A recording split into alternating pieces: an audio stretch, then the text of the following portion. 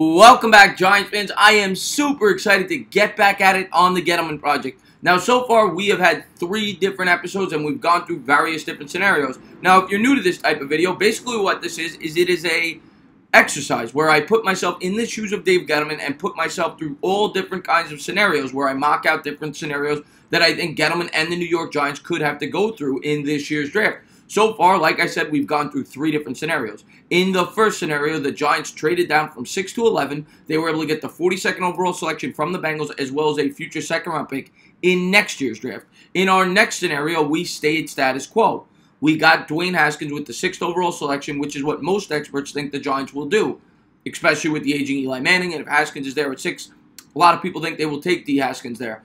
So by doing so, we saw the difference it made with our 17th overall selection, though, because it forced us, more or less, to have to go pass rusher, where in the other scenario, we were able to get the pass rusher with our first pick, and it opened up our ability to take the best available player at 17. And then in our last scenario, we went out and we traded for Josh Rosen for the 37th overall pick and a future 3rd rounder. So basically what that allowed us to do was get 2 top-tier defensive players, and then we would have to focus on the offensive line later in the draft. Now, we could have definitely went offensive tackle, as I said in the video, but I decided to go defense, being that we had one of the worst defenses in football last year. In this scenario, we are going to get jumped, and by doing so, someone is going to drop to us. And off of that, we're going to see what that does to the rest of our draft. But someone is going to jump the Giants to get Dwayne Haskins. And another player is going to fall right in our lap. So I cannot wait to get right into this. But as always, what I always like to do before I get started, I like to go over our 4 biggest needs. In my opinion, the Giants' 4 biggest needs in no specific order are quarterback with the aging Eli Manning. Edge rusher, we need a pass rusher. We've been 29th or worse 3 out of the last 4 years in sacks. We have not been able to get after the quarterback for years. Right tackle. Our right tackle right now would be Wheeler. We've had Eric Flowers last year. It's been a complete mess for years. The offensive line, but right tackle specifically, needs to be addressed. Cornerback. We are very thin at the cornerback position. Everybody knows it. Right now we have a rookie in Sam Beal starting and Jack Rabbit Janoris Jenkins. So all those positions need to be addressed. And in this video we are going to show you how the New York Giants could potentially address them in this upcoming draft. So without further ado, let's jump right into it. Let's see who's going number 1. So, much like our previous 3 drafts, our top 5 looks pretty familiar with one change. We have the Arizona Cardinals sticking where they are, especially with all the Josh Rosen rumors. It seems like they are dead set on bringing in Kyler Murray to man that offense going forward in the air raid system. At number 2, the 49ers take the guy that fits their team perfectly. They need a defensive end. They're going to go out. They're going to get Nick Bosa, and that defense is going to be super next year. They are going to be a huge improvement. That is a team you're going to want to look out for, especially with the addition of Dee Ford. At number 3, the New York Jets get their needed pass rusher, someone they have needed for over a decade, and they finally get their guy that could get after the quarterback, and it makes that defense much stronger in Josh Allen from Kentucky. And here's our trade. The Cincinnati Bengals trade up with the Oakland Raiders in a deal very similar to what the Giants did, something along the lines of maybe 2 future second-round picks and a second-round pick this year, whatever it is. I didn't go over the specifics. But nonetheless, the Bengals trade up to number 4 to get their quarterback of the future, Dwayne Haskins. He impressed them enough at the Pro Day and at the Combine for them to feel confident in him being their quarterback of the future. And at number 5, you could certainly go Quinnen Williams here, but they already have McCoy. They've been rumored to love Devin White. I'm going to stick with Devin White going to the Bucs, and that is going to bring me up at number 6, and I am on the clock, so let's get right into it. So here we are at 6, and normally I would go over my checklist. I would say, okay, maybe we need a quarterback, maybe we need a corner, maybe we need an offensive lineman, or we could use a pass rusher. But in this scenario, I am running up to the stage. In my opinion, the best player in the draft fell into our lap, and I think this is possible if somebody would have jumped the Giants for Dwayne Haskins, especially if the Raiders were the team to trade down. Now, of course, this is fantasy land. This probably will not happen, but it certainly could.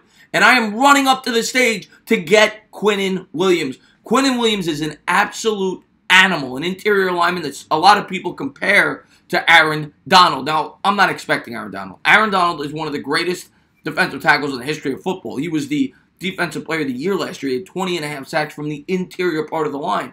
But if I could get Quinnen Williams at number 6, are you kidding me? This sets up the rest of my draft perfectly. Give me Quinnen Williams at 6. This is a no-brainer. The New York Giants fan base is going crazy. I cannot wait to get right back into the draft. Let's jump right back into it. Let's get to pick number 7. So we're right back at it at number 7. The Jaguars are going to go out and they're going to get themselves one of the biggest playmakers in this year's draft. As a matter of fact, he may be the biggest, and he fits their offense beautifully. Everybody knows that the Jaguars offense thrives and drives with the tight end position. That's what they do. They get T.J. Hawkinson from Iowa. At number 8, the Lions are going to stamp at here. They're going to get an outside edge rusher. They're going to get a great athlete from the edge, Montez Sweat. At number 9, the Buffalo Bills are up, and they're going to address their biggest need, and that is the offensive tackle position. They're going to get themselves Jawan Taylor, who I absolutely love for their team. That's their biggest weakness. They need to protect that second-year quarterback they got over there with Josh Allen. At number 10, the Broncos stamp at John Elway gets the player that he has coveted the most, Drew Lock, the quarterback from Missouri. The Raiders are up at number 11, and we've heard a lot of reports after this trade down. Of course, they're picking at 11. We've heard a lot of reports that Chucky, John Gruden, loves Rashawn Gary. And I've seen mocks where he takes him at 4, so he is in love with getting the product from Michigan here at 11 to the Raiders. At number 12, the Packers, as I've had in a couple of my mock drafts, get Ed Oliver. They've addressed the exterior. They need to get a nice push up front with an interior lineman. They get Ed Oliver to help out that defense even more as they continue to focus on the defensive end this whole season. At number 13, the Dolphins get a guy that they think will help their team going forward in the future in Jonah Williams, the offensive tackle from Alabama. Very good pick here from Miami. Number 14, I'm going to stamp out with the same guy I've had going to Atlanta for my first 3 mock drafts, Brian Burns. They're going to get themselves an edge rusher. I think it's a nice fit here. At number 14 to the Falcons. Number 15, a bit of a change up here. I have the Washington Redskins going out and getting themselves a playmaker for the future. It's good value here. They could use a nice spark to that offense. DK Metcalf, we've seen him soar up draft charts after the combine. I like him at 15 to Washington here. And at 16, I've got the Carolina Panthers. Nice safe pick here in Andre Dillard. Very good athletic offensive tackle. I like what he can do for Carolina. He'll be a guy there for them for the next 10 to 15 years. So I got Carolina going to Andre Dillard. And that brings us up at number 17. The New York Giants are on the clock. So here we are at 17, and we already have Quinnen Williams in our back pocket. He is going to be a force for our defense. And since then, we've seen a lot of players fall off the board. Of course, we're picking at 17 after that. There's been 11 picks that just went by. And we've seen a lot of pass rushers and a lot of offensive linemen go off the board and no corners. And I'm sitting here and I'm looking, I'm saying to myself, okay, well, I could still get an offensive lineman in the 37th or later in the draft, as big of a need as that is, and we could certainly go like Cody Ford here or someone like that. But I'm looking at it, I'm saying to myself, we've got 3 corners here and I like all of them. And you take your preference here. If you like Byron Murphy, take Byron Murphy. If you like Baker, take Baker. I think Greedy Williams is slightly above the rest. He does have tackling issues. People have said that. But I have to go Greedy Williams here at 17. This guy is 6'2", 185 pounds, and he had a great combine. He's as fast as they come and is regarded by most experts as the guy with the highest ceiling at the corner position in this year's draft. He's tall and he's fast, and that's a very hard combination to find at the cornerback position, especially someone as tall as him and as fast as him. He's a playmaker. He has great ability to react. He's able to, he's able to read plays very well. That's what everybody says. Now, he struggles in tackling, and that reminds me a little bit of Eli Apple. But I'm not going to be scared here at 17. This guy's upside is through the roof, and we're going to take him here at 17 confidently. And we've already helped our defense tremendously. Between both Williamses, Greedy and Quinnen, this team's future is looking bright. Let's get back to the draft at number 18. So we're back at it at 18, and the Minnesota Vikings are up, and they're going to address their biggest need, the offensive line. They go and get Cody Ford from Oklahoma, the offensive tackle. The Titans are up, and they need some spark to that offense. I've had them taking Hollywood Brown in previous drafts. Here I'm going to have them taking Noah Fant, the guy that could really spread the field for them. I'm going to have Mariota get himself a nice weapon for the future. I absolutely love this pick for Tennessee. At number 20, the Steelers are up, and they continue to address the cornerback position in all my mocks. I got them going Byron Murphy here. They need a cornerback there for that defense. Seattle's up, and they're going to take the best player on their board. He's fallen a little bit for them. They could use a guy off the edge. They're going to get Calais Farrell of Clemson, the defensive end.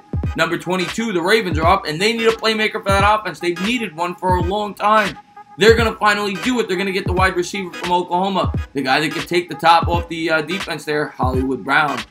At number 23, the Texans are up, and they're going to improve that offensive line. Last year, they surrendered I think it was the most. It was either the first or second most sacks in football. They need to fix that offensive line if they want any chance to compete for a Super Bowl next year. And they're going to get Garrett Bradbury to shore up that center or guard position there for them on that offensive line. At 24, the Raiders are up, and they are going to get a guy who really impressed at the Combine. And he can go higher than this. I've seen him being mocked as high as 11 to the Bengals. But I got Devin Bush, the middle linebacker from Michigan, going to the Raiders. At 25, the Eagles can't pass him up. DeAndre Baker, the cornerback from Georgia. They could go Josh Jacobs here. I just think Baker's way too good here for the Eagles to pass on. They could use some help in the secondary, even though they brought back their free agent corner. I still think Baker's too good here for the Eagles. 26, the Colts are up, and they need some help in that secondary. They're going to get a very good box safety here in Jonathan Abram. Love this pick here for the Colts. Reminds me a lot of Landon Collins. Big playmaking safety there for the Colts. At 27, the Raiders are up, and the Raiders have addressed the defense with their first 2 picks. They see Dalton Risner here, a guy that can help them going forward from the tackle position. I like Dalton Risner here to the Raiders. They're going to worry about their playmaker in the second round. Next up is the LA Chargers, and the Chargers, they have a very well-rounded roster. So I'm going to have them taking who I think is one of the best available players at this point, and that is Dexter Lawrence, the D-tackle. They're going to try to shore up that middle. The Chiefs are on the clock at 29, and everybody knows with the losses of Justin Houston and Dee Ford, their biggest need at this point is an edge rusher. They could go corner here. They definitely need a center as well. They lost Mitch Morse. But I'm going to go with Ja'Kai Pollard of Florida, the edge rusher. I think he's a good fit here for the Chiefs. Next up, the Packers. Packers are going to go out. They're going to get their quarterback a nice weapon, A.J. Brown. And I think Aaron Rodgers is a good place for him to go. The Rams are up at 31. And the Rams, same exact story as the Chargers. Very well-rounded roster. I have them taking who I think is one of the best available players at this point, the D-tackle, Christian Wilkins. The Patriots at 32. The tight ends are up the board at this point. I think they could use another playmaker. I think Paris Campbell fits very nicely there. He could be a very good slot receiver for the Patriots. Very good yak receiver. A guy that kind of fills in for that Cooks role. I like Paris Campbell here. The Cardinals are up at 33, and they're going to get themselves an offensive tackle to protect their rookie quarterback, Yadni Kajust. And here come the Colts at 34. They need a lot of help in that secondary. The offensive line is very good there. The offense, they're pretty set. Nasir Adderley to the Colts at 34. Very good safety out of Delaware. The Raiders are up. And the Raiders have really helped out that offense so far in the offseason. They brought in some nice wide receivers. But I like them getting a running back here. Josh Jacobs, I think they're getting great value. He's the best running back in this draft, and he's fallen to them at 35. And then finally, the 49ers get themselves a weapon for Jimmy Garoppolo, and that is Deebo Samuel. And that brings us up at the clock at 37, as we have a very tough decision to make. So now I'm up at pick number 37, and let's go over what we've done so far. We got Quinnen Williams at pick number 6, the guy who I believe may very well be the best player in this year's draft. He fell to us because a team needs ahead of us, and a team jumped us for a quarterback. Then at pick 17, we got who many believe is the best cornerback in this year's draft in Greedy Williams from LSU, and his upside is off the charts. In my opinion, whether or not you think he's the best corner right now in this year's draft, some people may say Baker, some people may say Byron Murphy. In my opinion, he has the highest ceiling. I don't think many people would argue that. He has the highest ceiling with his height and his speed. Very good cornerback, and I think we got a great player there at 17. So now we're up at 37, and I was thinking when I made the pick at 17, we're probably going to go offensive tackle. Huge need for us, but I've looked at the board, and a lot of tackles have fallen off. I was hoping a Risner might fall. I was hoping a Yadni Kajust might fall. However, none of these guys have fallen to us, and I see a guy on the board that is just too good to pass up. As I said, we addressed the interior line, but we could use a guy off the edge.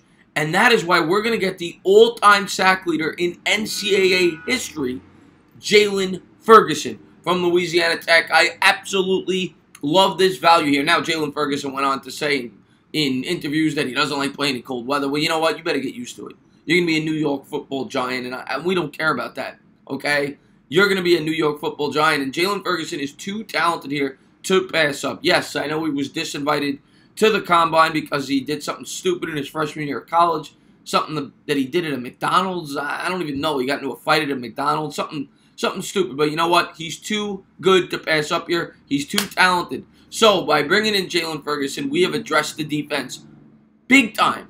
We got Quinn Williams in the interior. We got Jalen Ferguson on the outside.